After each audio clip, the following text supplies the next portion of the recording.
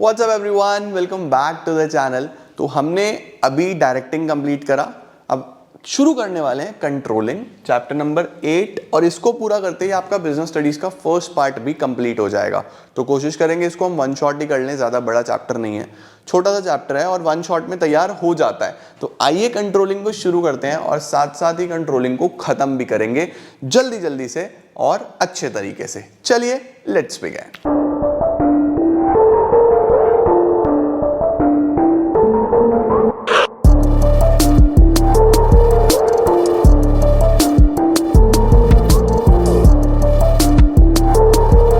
Start करते हैं हम लोग कंट्रोलिंग के मतलब के साथ। कंट्रोलिंग का मतलब क्या होता है? देखो 5 फंक्शन मैनेजमेंट के होते हैं: planning, organising, staffing, directing, controlling. पांचवा है कंट्रोलिंग। कंट्रोलिंग प्लानिंग से जुड़ा हुआ फंक्शन है। सर प्लानिंग से कैसे जुड़ा हुआ है? प्लानिंग तो पहला है, ये आखिरी है। अरे भाई आखिरी के बाद तो पहला ही आएगा ना, तो पहला और आखिरी जुड़े होते हैं या नहीं होते हैं? तो इसका मतलब ये है कि जो भी चीजें आपने प्लान करी थी, अब बारी आ चुकी है ये देखने की कि एज पर प्लान काम हुआ भी है या नहीं हुआ है। जो भी मैंने टारगेट सेट करा था, जो भी मेरे गोल्स थे, अब बारी आ चुकी है ये देखने की कि मेरे गोल्स किस लेवल तक अचीव हुए हैं। क्या मैंने अपने स्टैंडर्ड के अकॉर्डिंग, स्टैंडर्ड मतलब प्लान, स्टैंडर्ड के अकॉर्डिंग मैंने अपना काम करा है? क्या मेरी परफॉर्मेंस अच्छी है या मैंने कुछ गड़बड़ कर दी? तो क्या क्या चीज़ें हैं, किस किस तरीके से होती हैं, वो सब हम यहाँ पे डिस्कस करने वाले हैं। तो विदाउट वेस्टिंग अ मिनट सीधा इस पे चलते हैं और देखते हैं यहाँ क्या लिखा है। देखो जरा, controlling is the process of comparing the actual performance with the standard performance. Standard performance क्या होनी चाहिए थी, मैंने क्या सेट किया था और एक्चुअली मैंने कैसा काम किया है, मैंने आपको बता ही दिया। If there is any deviation, देखो सिर्फ कंपेयर नहीं करना, अगर कोई डेविएशन है, डेविएशन मतलब डिफरेंस है, गैप है, मिसमैच है, तो फिर उसका एक्शन भी लेना है। इट मीन्स, अब एक्शन लेने का मतलब ये है ना कि मैं अगला काम शुरू कर रहा हूं, तो वापस से प्लानिंग की तरफ जा रहे हैं या नहीं जा रहे हैं। इसलिए मैं बोल रहा था कंट्रोलिंग प्लानिंग जुड़े हुए हैं। क्या लिखा है? It ensures that all the activities confirms to the standard, standard के हिसाब से हो। All activities are being performed according to plans. It also ensure that resources are being utilised effectively and efficiently. एक अच्छी डेफिनेशन एज ऑलवेज, लिख के आना चाहो तो लिख के आ जाना। Controlling is the measurement and correction of performance of subordinate to make sure the enterprise objectives and plans to attain them are being accomplished. Devise करें, कुछ बदलाव लेके आए, जो भी रीजंस रहे हैं, जो भी कारण रहे हैं जिस वजह से मेरे गोल्स पहले पूरे नहीं हो पाए, अब पूरे करने हैं। क्या फीचर्स आएंगे कंट्रोलिंग के? कंट्रोलिंग एक गोल ओरिएंटेड फंक्शन है, जैसे प्लानिंग गोल ओरिएंटेड फंक्शन होता था, सेम फीचर लिख के आना है आप लोगों को कि एक गोल की तरफ हमें लेके चलता है, एक गोल को अचीव करने के लिए हम काम करते हैं। और कंट्रोलिंग एक गोल ओरिएंटेड फंक्शन है, फोकस ही गोल पे होता है। दूसरा, कंट्रोलिंग एक परवेसिव फंक्शन है। परवेसिव का मतलब कोई भी ऑर्गेनाइजेशन हो, छोटी बड़ी, profit making, not profit making, कैसी भी ऑर्गेनाइजेशन हो, सबको प्लानिंग चाहिए, सबको मैनेजमेंट चाहिए। और प्लानिंग होगी तो कंट्रोलिंग तो होगी ना। इसीलिए प्लानिंग भी गोल ओरिएंटेड होती थी और कंट्रोलिंग भी गोल ओरिएंटेड होती है। प्लानिंग भी परवेसिव होती थी, कंट्रोलिंग भी परवेसिव होता है। उसके बाद controlling is backward looking as well as forward looking. Important point, backward looking तो है ही है, प्लान से वेरीफाई कर रहे हो, पीछे देख रहे हो, टारगेट देख रहे हो, हमने क्या करा था क्या नहीं किया था, उससे वेरीफाई कर रहे हैं। तो प्लान्स के साथ वेरीफाई करना, ये हमारा कंट्रोलिंग का बैकवर्ड लुकिंग वाला फेस है। अब जो गलतियां निकली, जो टारगेट्स पूरे नहीं हुए, उनकी तरफ जाएंगे हम, नया डिवाइस करेंगे, प्लान बनाएंगे, दोबारा से ठीक करेंगे चीज़ों को। तो फ्यूचर में देख रहे हैं आप कैसे करना है। तो बैकवर्ड लुकिंग भी हो गया और फॉरवर्ड लुकिंग भी हो गया। तो controlling both backward as well as forward looking होता है। Controlling is a continuous process, कभी रुकता नहीं है। जैसे प्लानिंग कॉन्टिन्यूस है, मैनेजमेंट कॉन्टिन्यूस है, चलता रहता है चलता रहता है चलता रहता है, वैसे ही कंट्रोलिंग भी चलता जाएगा चलता जाएगा चलता जाएगा। एक प्लान पूरा करो, दूसरा खड़ा है, दूसरा पूरा करो, तीसरा तैयार है, तो ये भी चलता जाता है चलता जाता है चलता जाता है। नेक्स्ट क्या आ रहा है? क्यों इंपॉर्टेंट है कंट्रोल करना चीज़ों को? क्यों इंपॉर्टेंट है चेक करना कि एज पर प्लान काम हो रहा है या नहीं हो रहा है? क्यों इंपॉर्टेंट है समय के साथ नए प्लान्स बनाना ताकि हम चीज़ें, गोल्स को अचीव कर पाएं? क्या क्या लिखा है? सबसे पहला, अकम्प्लिशिंग ऑर्गेनाइजेशनल गोल्स। सीधी सीधी सी बात है, जब भी ऑर्गेनाइजेशन में प्लान बनेगा, प्लानिंग गोल ओरिएंटेड होगी, गोल के हिसाब से बनेगा।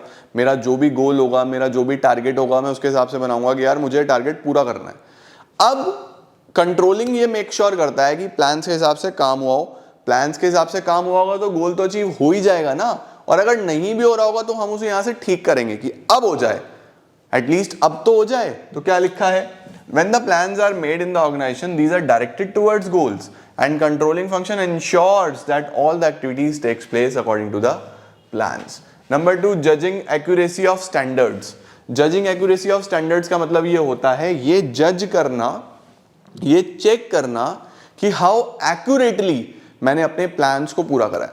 देखो सिर्फ प्लान या टारगेट अचीव कर लेना ही सब कुछ नहीं होता, कितना एक्यूरेसी के साथ आपने अचीव करा है ये भी बहुत इंपॉर्टेंट होता है, कितना इफेक्टिवली आपने अचीव करा है ये भी बहुत इंपॉर्टेंट होता है, कितना अच्छे से आपने रिसोर्सेज को यूटिलाइज करा है ये भी बहुत इंपॉर्टेंट होता है। तो ये सब चेक करना भी तो जरूरी है। तो कंट्रोलिंग मेक श्योर करता है टू जज द एक्यूरेसी ऑफ स्टैंडर्ड्स। आपने किस हिसाब से प्लान सेट करे थे, क्या वो आपके लिए फिजिबल था, और आपने कितना अच्छे से चीजें अचीव करी हैं, ठीक है। Through strategic controlling we can easily जज whether the standard set are accurate और नॉट। हमने अच्छे से चीजें सेट करी थी या नहीं करी थी, ये चेक करना भी कंट्रोलिंग का एक बहुत इंपॉर्टेंट फंक्शन है। तीसरा क्या होता है, making efficient use of resources. Efficient use of resources का मतलब है कि हम ये मेक श्योर करें कि हमारे रिसोर्सेज प्रॉपर्ली यूटिलाइज हो रहे हैं या नहीं हो रहे हैं, एफिशिएंटली यूटिलाइज हो रहे हैं या नहीं हो रहे हैं। मेरा जो भी टारगेट था मैंने उसको पूरा करने में अपने रिसोर्सेज का प्रॉपर यूटिलाइजेशन कराया या नहीं कराया, कंट्रोलिंग ये चेक करता है। That is why controlling is important, कि कहीं रिसोर्सेज का वेस्टेज तो नहीं हुआ, गोल्स पूरा करने के चक्कर में रिसोर्सेज तो वेस्ट नहीं कर दिए, ये सब देखना भी एक कंट्रोलिंग का एक इंपॉर्टेंस है। Like traffic signal, controlling guides the organisation, ये तो रिसोर्सेज वाले में आ गया, and keeps it on the right track. Each activity is performed according to standard. As a result, there is most and effective utilization of resources. Improving employees motivation. Controlling में हम employees का भी ध्यान रखते हैं, हम ये भी make sure करते हैं कि मेरे जो employees हैं उनका motivation level भी high रहे। हम उनको भी बताते हैं कि भाई साहब ये प्लान थे, इस तरीके से करना है, आप करके आ रहे हो, बहुत अच्छी बात है, बट इसमें ये कमियां हैं, डेविएशन अगर कोई भी है तो उसको दूर करना है। तो एम्प्लॉय भी मोटिवेट होगा, हाँ यार मेरा लीडर मुझे मदद करता है, मेरा लीडर मुझे पुश करता है कि यार अच्छा है, तू काम बढ़िया कर रहा है, लेकिन ये गलतियां से सुधारो, तो उसका भी तो ओवरऑल करियर डेवलपमेंट हो रहा है ना। तो लिखा है an effective controlling system communicates the goals and standards of appraisal for employees. A good controlling system also guides employees to come out of their problems. अपनी प्रॉब्लम से बाहर निकलो ताकि आपका भी करियर डेवलपमेंट हो, आपका ओवरऑल डेवलपमेंट हो, आपको ग्रोथ मिले हर तरीके से। नेक्स्ट आता है ऑर्डर और डिसिप्लिन। कंट्रोलिंग होता है इसीलिए, जब हम क्लास में आते हैं अटेंडेंस लगता है ना, कंट्रोलिंग ही तो है वो। जब हम कोई रूल ब्रेक करते हैं पनिशमेंट मिलता है ना, कंट्रोलिंग ही तो है वो। एक प्रॉपर डिसिप्लिन इंचार्ज होता है ना स्कूल में, कंट्रोलिंग ही तो है वो। वही चीजें हैं। क्या लिखा है, controlling creates an atmosphere of order and discipline. Effective controlling keeps the subordinate under check and make sure that they perform their functions efficiently. Facilitating coordination in action. Coordination होना बहुत इंपॉर्टेंट है। आप कभी भी कोई काम करो तो कोऑर्डिनेशन बहुत इंपॉर्टेंट है एक्शन में। यानी एक ऑर्गेनाइजेशन अकेले तो चलती नहीं है, 5, 7, 10, 20, 50, 100, 200 लोग होते हैं। तो उस सिनेरियो में जब इतने सारे लोग होंगे, अगर कोऑर्डिनेशन ही नहीं होगा ग्रुप्स में, कोऑर्डिनेशन ही नहीं होगा डिपार्टमेंट्स में, तो ऑर्गेनाइजेशनल गोल कभी भी अचीव नहीं हो पाएगा। तो कंट्रोलिंग ये मेक श्योर करता है कि सभी डिपार्टमेंट्स में कोई लड़ाई झगड़ा ना हो, सब कोऑर्डिनेटेड वे में काम कर रहे हैं, रिसोर्सेज वेस्ट नहीं हो रहे हैं और ओवरऑल गोल अचीव हो रहा है। तो कोऑर्डिनेशन मेंटेन करना एक one of the most important function होता है एक मैनेजर का, जो वो कंट्रोलिंग में करता है। क्या लिखा है, coordination the sum total of managing is facilitated by controlling in the context of pre determined goals and standards. Controlling keeps all the activities and efforts, सभी एक्टिविटीज सभी एफर्ट्स एक साथ लेके चलने और एक कॉमन डायरेक्शन में लेके चलने। अब आ रहा है ये रिश्ता क्या कहलाता है। किसमें ये रिश्ता, प्लानिंग में और कंट्रोलिंग में। प्लानिंग और कंट्रोलिंग में क्या रिलेशनशिप है, प्लानिंग और कंट्रोलिंग में क्या रिश्ता है। तो बहुत इंपॉर्टेंट रिश्ता है भाई। कंट्रोलिंग जहां खत्म होता है वहीं से प्लानिंग शुरू होता है। दोनों ही फॉरवर्ड लुकिंग है, प्लानिंग में भी हम फ्यूचर प्लान कर रहे होते हैं, लेकिन पिछली गलतियों से सीख के। दोनों ही बैकवर्ड लुकिंग है, दोनों आगे की बात करते हैं, दोनों पीछे की बात करते हैं। तो कंट्रोलिंग और प्लानिंग दोनों आपस से जुड़े हैं। These are the two sides of the same coin, सिक्का उछलेगा तो एक हेड है तो एक टेल है। These are inseparable twins of management, ये अलग अलग नहीं करे जा सकते, साथ में ही चलते हैं, यही इनमें रिश्ता है। क्या लिखा है? Planning and controlling are two important managerial functions, these are inseparable twins of management. Planning is deciding in advance what is to be done. इसके अंदर ऑब्जेक्टिव, पॉलिसी, प्रोसीजर, प्लानिंग की डेफिनेशन लिख देना पूरी की पूरी, और कंट्रोलिंग की फिर डेफिनेशन लिख देना पूरी की पूरी। वेरीफाई करना कि परफॉर्मेंस ठीक से हो रहा है या नहीं हो रहा है, तो कंट्रोलिंग मेजरमेंट है, करेक्टिव डिवाइस है, पूरा आपने ऊपर लिख दिया। यहाँ देखो सबसे पहले डेफिनेशन लिख के आना, उसके बाद ये लाइन लिख के आना, once a plan becomes operational controlling is important. जब एक प्लान के ऊपर काम शुरू हो गया तो उसको मॉनिटर करना बहुत इंपॉर्टेंट है, कंट्रोल बहुत जरूरी है, मेजर करना, गलती निकालना, करेक्ट करना। तो प्लानिंग विदाउट कंट्रोलिंग मीनिंगलेस हो गया, और कंट्रोलिंग ब्लाइंड हो गया बिना प्लानिंग के। भाई क्या कंट्रोल करोगे अगर प्लान ही नहीं है, और सीधा सीधी सी बात है, सिर्फ प्लान का क्या करोगे अगर कोई कंट्रोल सिस्टम ही नहीं है? तो दोनों चाहिए ना एक दूसरे के लिए। तो क्या होता है? Controlling sustains planning, in control it is the controlling which initiates or forms the basis for planning। वही बात है, कंट्रोलिंग ही प्लानिंग को आगे लेके चलता है।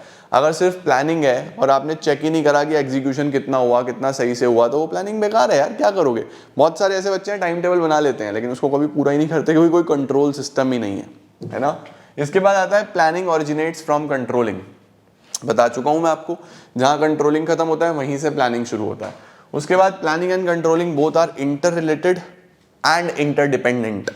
The interdependence of planning controlling में be depicted in the following diagram. देखो, प्लानिंग से एक्शन, एक्शन से कंट्रोलिंग, फिर कंट्रोलिंग से एक्शन, एक्शन से फिर प्लानिंग। तो प्लानिंग से कंट्रोलिंग हो रही है, कंट्रोलिंग से प्लानिंग हो रही है। बहुत बढ़िया डायग्राम है, बना के आना एग्जाम में, बहुत इंपॉर्टेंट है, ठीक है। Above diagram shows that planning is the first function. Planning is done to achieve the goals. Organising, directing, supervising, communication etcetera, ये सब मदद करते हैं हमें गोल्स अचीव करने में। Controlling is related to planning. जितना भी कंट्रोलिंग है वो प्लान्स के बेस पे ही होगा। अगर प्लान्स नहीं है तो किससे वेरीफाई करोगे कि ठीक से हुआ है नहीं हुआ है? तो कंट्रोलिंग प्लान्स पे आधारित है, प्लानिंग कंट्रोलिंग पे आधारित है। बार बार वही चीजें आपके सामने आ रही हैं। Planning and controlling both are forward looking, planning and controlling both are backward looking. ये भी मैं आपको बता सकता हूँ। प्लानिंग फ्यूचर की होती है लेकिन पिछली गलती से सीख के होती है, तो प्लानिंग करने से पहले पीछे देखा और करी फ्यूचर की प्लानिंग, तो फॉरवर्ड लुकिंग हो गया और बैकवर्ड लुकिंग हो गया। सिमिलरली कंट्रोलिंग क्या है? चेक करना कि प्लान्स के हिसाब से काम हो रहा है या नहीं हो रहा है, बैकवर्ड लुकिंग। और फिर अगर गलती निकली है तो उसे फ्यूचर में सुधारना, फॉरवर्ड लुकिंग। तो दोनों ही बैकवर्ड लुकिंग भी होते हैं, दोनों ही फॉरवर्ड लुकिंग भी होते हैं। Planning is prescriptive whereas controlling is evaluative. Planning is prescriptive का मतलब होता है कि प्लानिंग पेपर पे होती है, कंट्रोलिंग इवैल्यूएशन फील्ड पे होती है, ग्राउंड लेवल पे होती है।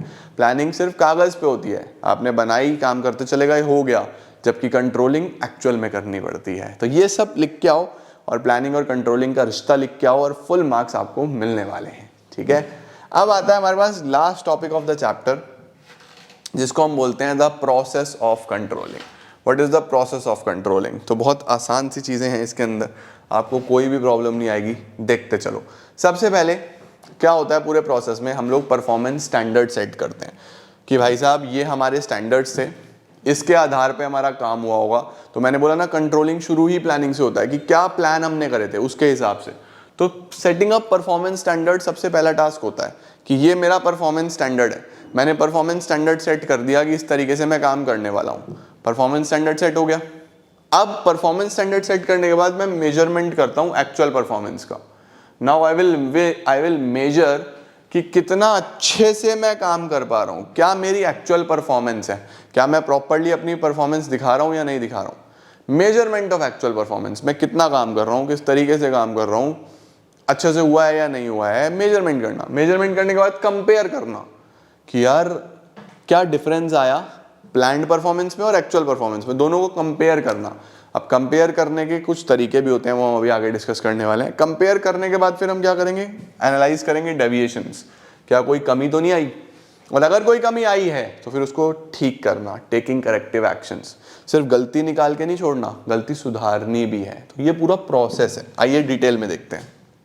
सबसे पहले सेटिंग अप ऑफ स्टैंडर्ड्स। सबसे पहला काम होता है परफॉर्मेंस स्टैंडर्ड सेट करना। The first work is to setting up of performance standards, ठीक है। स्टैंडर्ड्स आपको पता है, बेंचमार्क्स, प्लान्स, वो चीज़ें जिसके आधार पे काम होगा। स्टैंडर्ड्स दो तरीके के हो सकते हैं, आप क्वांटिटेटिव तो रखोगे ही रखोगे कि भाई कॉस्ट कितनी आनी चाहिए, रेवेन्यू कितना आना चाहिए, सेल कितनी होनी चाहिए, एक्सपेंसेस कितने होने चाहिए, क्वांटिटी में रखते हैं। क्वालिटेटिव ऐसे भी टारगेट्स रखो कि ऑर्गेनाइजेशन में एम्प्लॉइज का मोराल बूस्टअप रहे, हम अपनी कस्टमर के साथ अच्छी रिलेशनशिप्स बिल्ड करें, ये क्वालिटेटिव स्टैंडर्ड्स हैं। इंप्रूविंग गुडविल, कस्टमर सेटिस्फैक्शन, ठीक है। उसके बाद आप क्या करोगे, मेजरमेंट करोगे एक्चुअल परफॉर्मेंस का। सर मेजरमेंट कैसे करें कि हम कितना अचीव कर पाए हैं, कितना नहीं अचीव कर पाए।